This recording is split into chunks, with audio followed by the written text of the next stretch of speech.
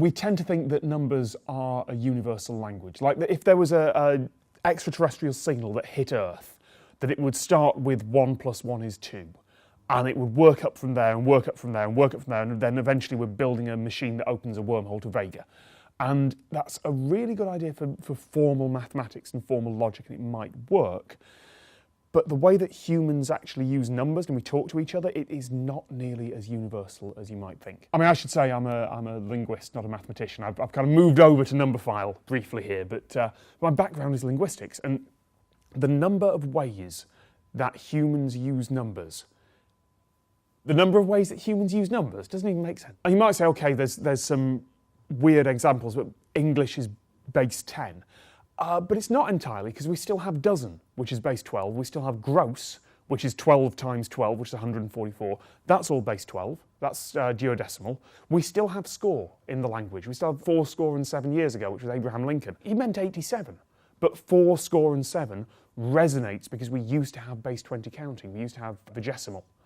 And that still resonates well in the language today. So we still have all of that. I looked up specifically one linguist called Glendon Lean, who spent 20 years touring around Papua New Guinea, Oceania, all the kind of southeastern areas. He found languages that were base 6. He found languages that were base 15. He found all sorts of outliers that you would find if you have isolated populations on isolated islands. They're not that weird though. I mean, you've done a French video before, right? You have 87, which is 4 20s and 7. That's strange before you even get outside Europe. Hindi is so irregular that for the numbers 1 to 100, you essentially have 100 different words. There is a pattern in there behind them, but the forms are so irregular and they change so much that you basically have to learn 100 different words. Danish is an astonishing one. The Danish number for 58 is, I'm totally not going to pronounce this correctly, Odoheltreis. I think. Like, I apologise to the people of Denmark. Oda is 8. That's easy. Oda, I think the O's in there as well. Ignore the G, that's just to link things together. And then you've got this, which is Heltreis. Half, third.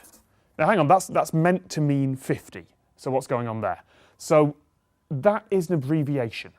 That is Heltreis and Tuva. Again, I'm sorry, but that is half, thrice, times 20, which still doesn't make any sense, because how can you manage half times 3 times 20? How does that make 50? Well, they get another catch, because this bit here, half thrice, is like Roman numerals.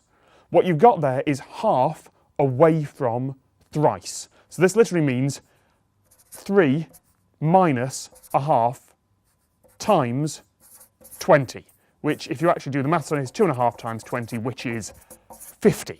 So you finally have 58. You have half thrice, 2.5 times 20 plus 8, 58. So the complete opposite end of the scale is Tongan, which is wonderful. There are a few more formal ways you can say numbers, but essentially if you are saying a really complicated number like 771,216, you say the numbers for 771216 in order. That's it.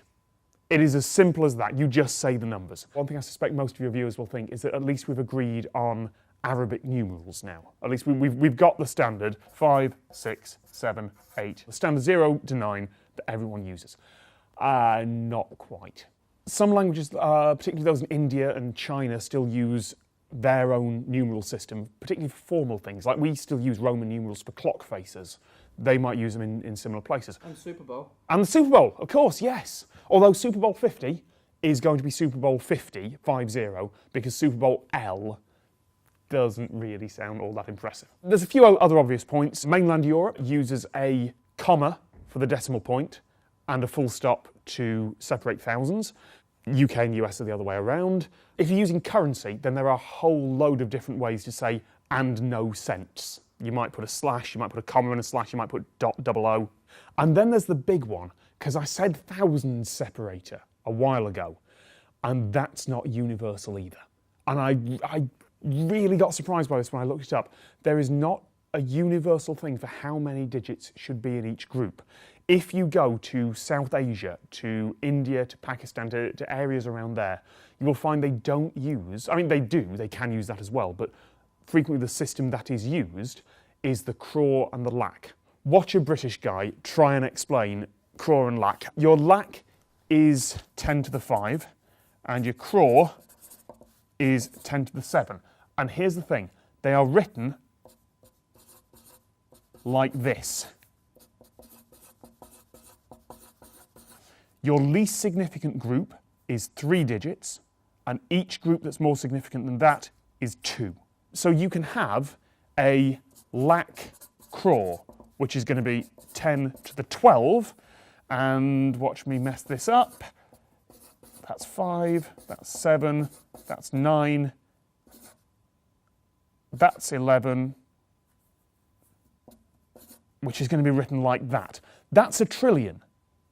And there's no reason why that should be a trillion instead of a lac craw. It's just what we happen to decide. You might be able to argue that constant threes is maybe a bit more understandable, but that's coming from a really English perspective. I would be absolutely certain that someone who grew up with this system would have just as good a reason why theirs is more logical. Let's say all written, spoken language fails. Let's say you have someone who you have absolutely nothing in common with at all.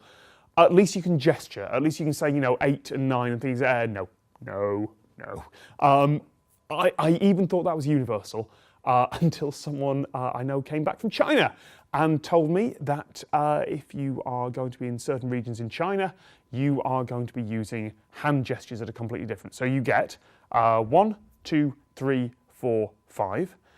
I'm going to try this, and I know someone in the comments is going to call me out because my hand position is going to be a little wrong, but it is roughly 6, 7, 8, 9, 10, or sometimes 10, which are based on the shapes of the original Chinese characters for those numbers. That kind of blew me away, but then I found the paper from Glendon Lean that I mentioned right at the start about Papua New Guinea and languages in that area, who use a brilliant thing called a body count tally system. So they will go 1, 2, 3, 4, 5, 6, 7, 8, 9, 10, and then depending on which language it will follow different points around the face, or it might go across and down the other side. Okay, there are a lot of differences between languages, but the majority who use that system base 27, because you have 27 points that they refer to keep tally. We're not going to be doing advanced calculus in this. We're going to be, doing everyday conversations, but that means you can do things like one man and here, 37. You can start keeping tally with things like, and that's wonderful because that is something that I hadn't even thought of, I hadn't even come up with before reading about it. That wasn't something that my mind was open to. What I wanted to do, to have kind of the grand finale, was to look at what science fiction writers had done with alien languages. But they're nowhere even close to that. I looked up Klingon. I looked up Klingon from Star Trek. Klingon is base 10 with words for 1,000 and million. It's clearly written by an English speaker, and it's more English and more normal for us, for those of us over here, than half the languages I've talked about. And it's meant to be an alien species. And I know in Star Trek they're all meant to have come from a common ancestor, but we did come from a common ancestor, and we've got much, much weirder numbers in our own human speech than science fiction has ever come up with. And I think that's one of the best things about linguistics, about being human, about all of this, is that someone on the other side of the world, something that they will consider absolutely normal, can completely blow your mind.